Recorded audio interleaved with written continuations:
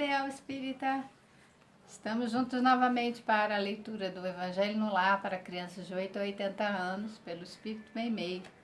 Hoje, capítulo 41, Submissão a Deus. Aqueles que aceitam seu sofrimento com resignação, por submissão à vontade de Deus e visando a sua felicidade futura, não trabalham apenas para si mesmos, podem tornar seus sofrimentos proveitosos aos outros. Lembrando que nós discutimos sobre o sofrimento e receber o auxílio, né? No capítulo anterior. Esse aqui há um questionamento, está no Evangelho segundo o Espiritismo, capítulo 5, item 31. Aqueles que aceitam seu sofrimento com resignação, por submissão à vontade de Deus e visando a felicidade futura, não trabalham apenas para si mesmos, não haveria aí uma intenção mais egoísta, né? Podem tornar seus sofrimentos proveitosos aos outros. A resignação, diz Meimei, que já tratou desse assunto em outros capítulos, a resignação diante dos sofrimentos e a aceitação das provas sem rebeldia fornecem oportunidades proveitosas tanto do ponto de vista material como do moral. Você se resignar diante de um sofrimento, aceitar as provas que você precisa passar, né? Todos nós precisamos passar por provas e expiações. Então, momentos de provação, precisa aceitar que veio ali uma oportunidade para que a gente testemunhe a nossa fé, coloque em prova o nosso conhecimento, né? E tenha resignação, tenha calma, saiba esperar que o momento do sofrimento é aquele, mas passa. Mas não é uma resignação em que a gente fica sentadinho dizendo, o tempo tudo cura, né? Ou sentadinho ali esperando que Deus vai resolver os meus problemas. Não é isso. O tempo, a gente usa essa expressão, o tempo cura, né? Porque durante um certo período de tempo, os acontecimentos, né, se dão em que a gente passa por situações, experimentamos, testemunhamos, né, trabalhamos, existe uma operação sendo feita ali no sentido de transformar a nossa vida e a das pessoas que estão à nossa volta, de modo que esse sofrimento tenha um término. Não é simplesmente ficar passivamente ali esperando, porque o tempo passa mesmo, né? O tempo é algo implacável. Hoje, esse momento agora é o presente e é tudo o que nós temos. As horas que se passaram, passou, não existem mais. E o futuro, como pergunta aqui, uma felicidade futura, o futuro é uma esperança, o futuro é uma expectativa, o futuro é uma construção. Quando o futuro chegar, será presente. Então, a nossa relação tem que ser com o momento atual, sabendo que estamos corrigindo faltas do passado e que cada tijolinho que a gente coloca hoje edifica uma construção, né? Uma casa no futuro. Materialmente, ela fala, né? Material como moralmente. Então, materialmente, como respeito aos sacrifícios e privações ocasionados no trabalho árduo, para contribuirmos com o bem-estar material do próximo. Então, existe sim oportunidades proveitosas, tanto material quanto moral. Material a gente pode trabalhar para um conforto, para o alimento, para a medicação, para o abrigo, né, daquelas pessoas que estão em sofrimento.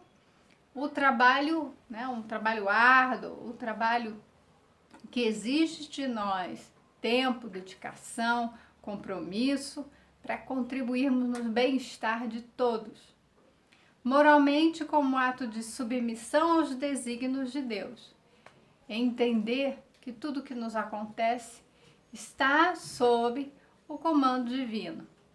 Lembra que a definição ali, questão número 1 do Livro dos Espíritos, Deus é causa primária de todas as coisas. E Ele é inteligência suprema. Então, tudo que nos ocorre, a causa primária é Deus.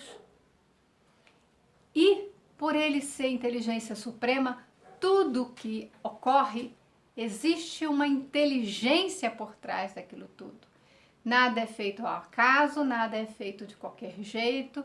Simplesmente, se nós compreendermos o que nos foi dado a entender de Deus, porque Deus é muito mais que isso. Se nós pudermos compreender que Deus é causa primária, está em todas as coisas, na sua causa, na sua origem, de uma origem inteligente, nós vamos nos submeter a essa vontade. Porque não é um capricho divino, é simplesmente o exercício da sua vontade, que é soberana, inteligente, justa, boa. Então, essa submissão à vontade de Deus, né, permanecendo na fé, pacientemente, sem atingirmos o auge do desespero e de suas consequências dolorosas. Entrar em desespero, entrar em medo, realmente nos leva a consequências dolorosas. Acredito que todos nós tenhamos uma experiência, ou várias nesse sentido, de o quanto nos falta fé. E olha que Jesus falava para os seus discípulos, ele escolheu os 12 para acompanhá-los e todo instante Jesus os apontava para a falta de fé, que a humanidade carece de fé, que se fosse de um grão de mostarda, nós faríamos tudo o que ele faz. Estamos nós destinados a fazer tudo e mais que Jesus fez. O que nos falta ainda é essa compreensão que nos leva a ter uma fé firme, né? E seguindo o propósito que Deus nos incumbiu. Todos nós temos um propósito aqui na Terra, um propósito inteligente, um propósito em que Deus é a causa primeira. Nosso planejamento por estarmos aqui, ele compõe com o planejamento de todas as pessoas. Nós somos células dinâmicas, vivas, de um universo que trabalha de uma forma harmônica, integrada, ordenada. Quando uma célula não funciona bem, o que nós temos no nosso corpo físico é o câncer. Então é uma doença. Assim precisamos nós funcionarmos de forma integrada, sadia, harmoniosa no universo. Somos essas células cuja causa primária é Deus. Então Deus está na origem de todas as coisas, na nossa origem, na origem do universo. E se nós começarmos a ter essa consciência, despertar essa consciência, nós vamos entender que a nossa vida aqui, ela é fundamental, ela é importantíssima. Nós precisamos, se estamos aqui, precisamos permanecer até o último instante em que somos chamados a regressar ao plano espiritual, tendo cumprido com o nosso planejamento aqui. Nós não estamos aqui para passeio, para diversão, isso ocorre, mas nós estamos aqui para um propósito maior, um propósito que nós temos que despertar em nós, porque está em nós, está na nossa consciência, está na nossa origem. E se todos nós cumprirmos com este propósito, com a finalidade da nossa existência aqui, todos nós implantaremos aqui esse reino divino. Bem-aventurados seremos nós, os aflitos, se conseguirmos usar a benevolência com a dor do próximo, pois diante dos nossos padecimentos obteremos a confiança que nos falta. Seremos sustentados pelas mãos invisíveis de amigos espirituais que nos consolarão, dizendo: bem-aventurados os que choram, pois serão consolados. Mateus capítulo 5, versículo 4. Olha ao nosso redor, né? Olha ao seu redor. Quantos aflitos, nós próprios somos pessoas em aflição. Mas o desespero nos causa consequências desastrosas. É preciso então desenvolver essa fé. Mas seja benevolente com a dor do próximo. Você não sabe o que se passa no coração daquela pessoa que está em sofrimento. Você não sabe o quanto que de dor essa pessoa sente. Dizer para ela: para com isso, deixa para lá, isso não é nada, é você menosprezar. Quando a gente tem esse tipo de atitude, nós estamos mais preocupados conosco do que com o outro. Nós queremos que o outro silencie a sua dor para não nos incomodar. Nós não oferecemos a nossa escuta carinhosa.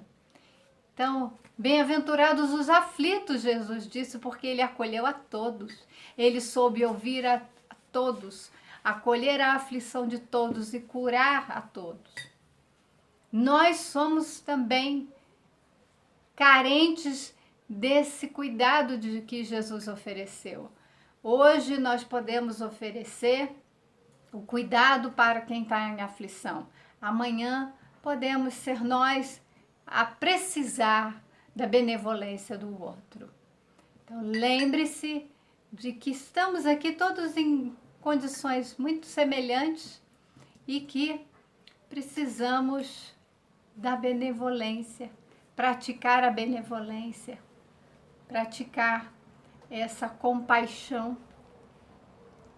Ouça o sofrimento do outro, acolha com amorosidade, com compreensão, sabendo que você não vai entender, você não vai conseguir estar na pele do outro, mas respeitando o sofrimento do outro e oferecendo ao outro uma oportunidade de aceitar, acolher, se submeter aos desígnios do Pai, ter a fé desenvolvida.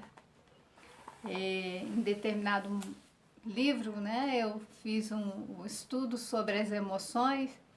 Quantas vezes a pessoa está triste e nós tentamos retirá-la dessa emoção. Não fica triste não fica assim não, vamos fazer alguma coisa, vamos ali, vamos passear, vamos caminhar um pouco, vamos ler uma historinha, vamos ver um filme, vamos distrair e tirar você dessa emoção de tristeza, ao invés de falar: o que está havendo contigo? Posso fazer alguma coisa para te ajudar? Eu estou percebendo que você está triste.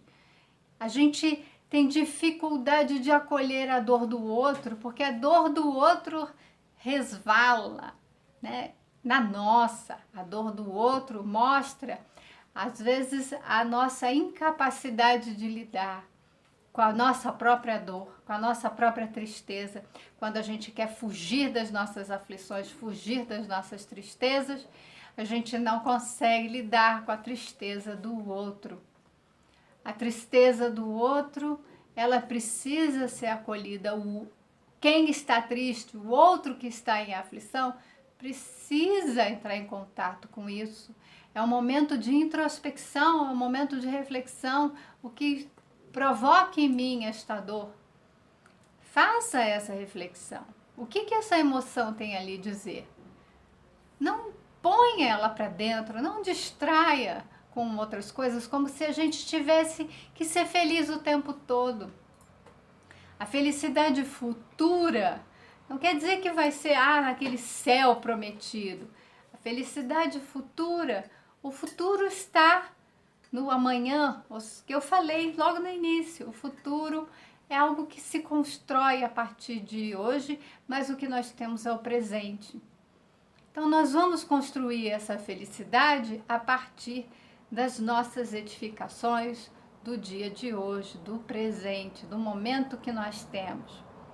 Construindo hoje, trabalhando hoje, compreendendo, auxiliando e sendo auxiliado, nós estamos caminhando para um presente que está no futuro, que seremos mais felizes. Não tenhamos medo. Nós sentiremos aflições, sim.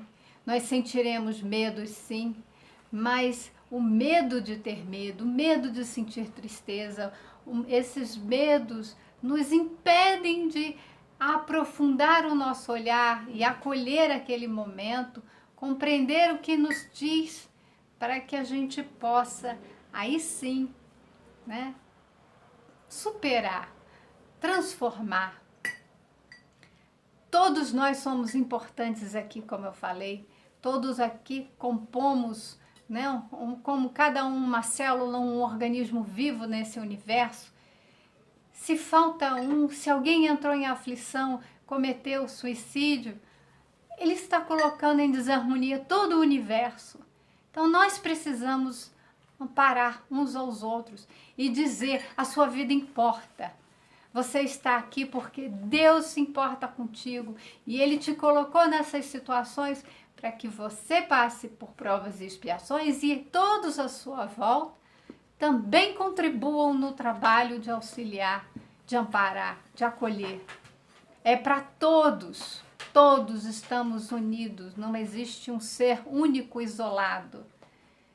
Fazemos parte dessa família universal, desse organismo vivo universal e precisamos trabalhar em conjunto para que haja um desenvolvimento individual, mas também coletivo. Um ótimo dia para todos, que Deus nos abençoe e nos vemos brevemente.